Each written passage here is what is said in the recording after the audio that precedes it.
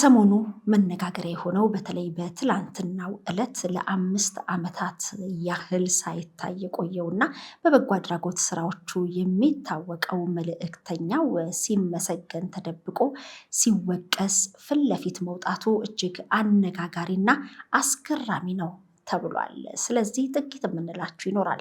በሌላ በኩል ደግሞ እጅግ በሚያሳዝን ሁኔታ በትላንትናው ዕለት ከሰዓት በኋላ ላይ በአምልኮ ስፍራ ላይ የነበሩ ሰዎች በድንገት መንገድ ስቶ የገባ ሲኖትራክ የ6 ሰዎች ህይወትን መንጠቁ ተሰምቷል። ይህ የሆነው በሐዋሳ ከተማ ነው።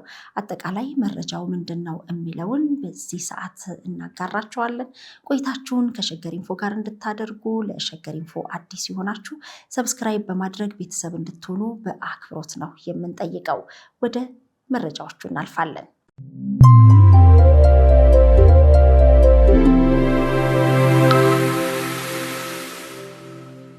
ሲመሰገኑ መደበቅ፣ ሲወቀሱ መገለጥ። ይህ እንግዲህ በተለይ በትላንትናው ዕለት ላለፉት 5 ዓመታት ሳይታይ የበጎ አድራጎት ስራዎችን ሲሰራ የነበረው ስነ ወይንም መልእክተኛው እየተባለ የሚታወቀው ወጣት ልባም የሆነና እጅግ ብዙዎችን ያስደነቀው ከዚህ ቀደም ሲመሰገን ፊት ለፊቱ ታይቶ አይታወቅም ነበር። ሲወቀስ ግን ፊት ለፊት ወጥቷል። በዚህም ብዙዎች አድናቆታቸውን እየገለጹ ይገኛሉ። በሀገራችን የተለመደው መቼም ለምስጋና ከፊት መቆም ፊት ለፊት ላይ መመስገን እንደሆነ ይታወቃል። ይህ ወጣት ግን ሲመሰገን ተደብቆ ነበረ። አንድ አባት ተጭበረበርኩ ያሉትን መረጃ ተከትሎ እንግዲህ ራሱን ለመግለጽ ተገዷል። የሚሆነው በሰይፉ በኢቢኤስ በትላንትናው ምሽት ፕሮግራም ላይ ነው። ይህንንም ፕሮግራም እጅግ በጣም ብዙዎች በሰዓታት ውስጥ በመቶ ሺዎች የሚቆጠሩ ሰዎች ተመልክተውታል።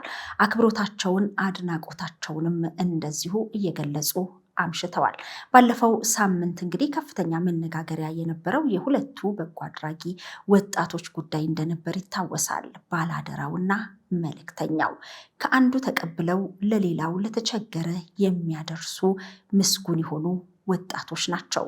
ሁለቱም ፊታቸው አይታይም። ማንነታቸውን ለመለየት በሹራባቸው ጀርባ ላይ የተጻፈው ባላደራው ወይንም መልእክተኛው የሚለውን ጽሑፍ ብቻ መመልከት በቂ ነው።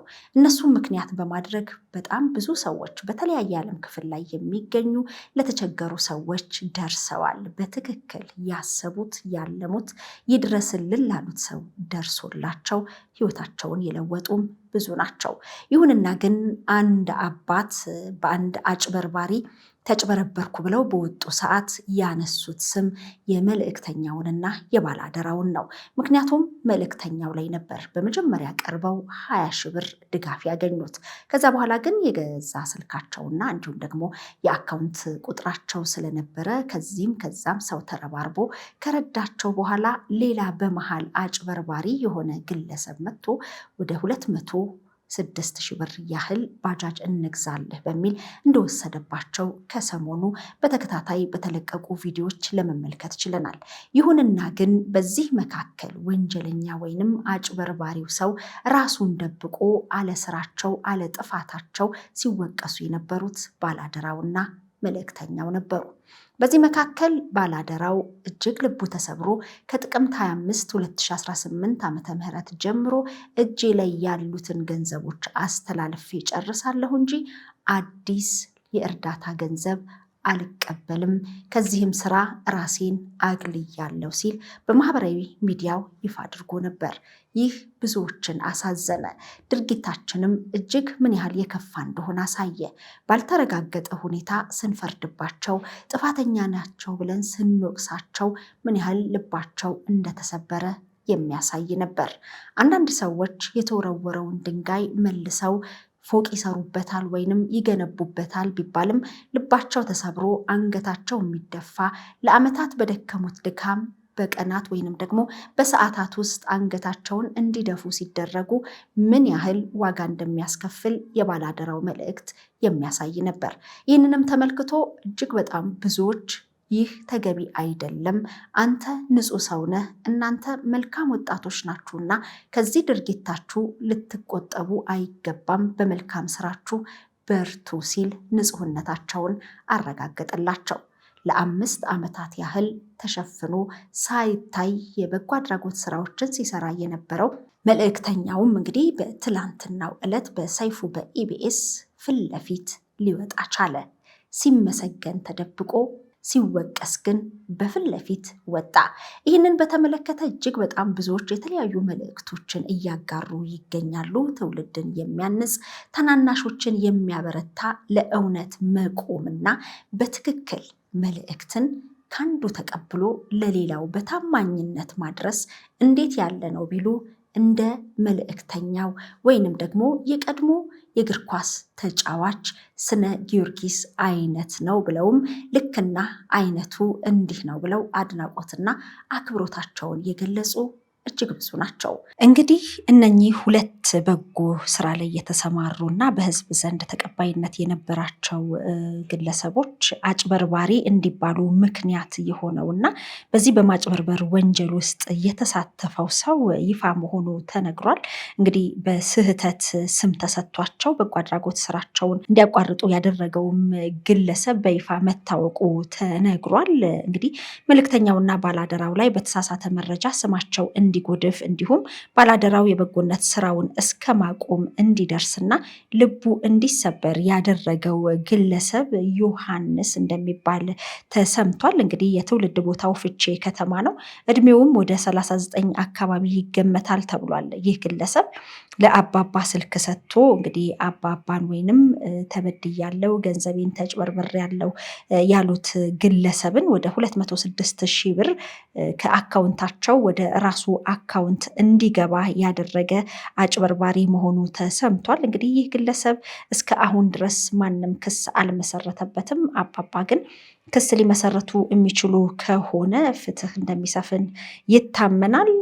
ፎቶም ጭምር ነው ይፋ የወጣው። በባላደራው ስም እያጭበረበረ የነበረው ግለሰብ በመጨረሻ ማንነቱ ታውቋል። እንግዲህ እነዚህ ሁለት ግለሰቦች አለስማቸው ስም ተሰጥቷቸው ነው ሲመሰገኑ ፊታቸው ተደብቆ አሁን ሲወቀሱ በተለይ መልእክተኛው ፊት ለፊት እንዲወጣ የተገደደውና በዚህ በማጭበርበር ስራ ውስጥ የተሳተፈው ግለሰብም ተገቢውን ቅጣት ያገኛል፣ ለሌሎችም መማሪያ ይሆናል ተብሎ ይታሰባል። እናንተስ ይህንን ስትመለከቱ ምን አላችሁ? ብዙዎች የተነጋገሩበት ጉዳይ ስለሆነ እኛም ይህንን ለመመስገን ተደብቆ ሲወቀስ የወጣውን ስነን ምክንያት አደረግን። ባላደራውን በተመሳሳይ እንግዲህ ከሰሞኑ ውሳኔውን ያሳወቃል ተብሎ ይጠበቃል። ምክንያቱም ጥፋተኛ ተብሎ በሰዓታት ውስጥ መረጃ ባልተጣራ ሁኔታ ተወቀስኩ፣ አንገቴን ደፋው፣ ቤተሰቦቼም አንገታቸውን ደፉ፣ ልባችን ተሰብሯል ብሎ ስሜቱን በገለጸበት ከዚህም ከዛም የህዝብ ፍቅርና ንጹህነታቸውን ሲያረጋግጥ ደግሞ እሰየው ብሎ ወደ መስመሩ ይገባል ብለን እናስባለን። እንግዲህ የባላደራው ውሳኔ ምንድን ነው የሚለውን በሰሞኑ በሚገልጸው ሁኔታ የምናይ ይሆናል። ግን በአጠቃላይ እነዚህ ሁለት ወጣቶች ለሌሎች አርአያ ሊሆን በሚችል መልኩ እውነትነታቸውን ትክክለኛ ስራ ሲሰሩ እንደነበር ያሳዩበት ሰሞንኛ ነገሩ ለእኛም ማሳያ ነው ብለን እናምናለን። ሲመሰገኑ ተደብቀው ሲወቀሱ መገለጥ ሲባልም እነዚህን ወጣቶች ይመለከታል።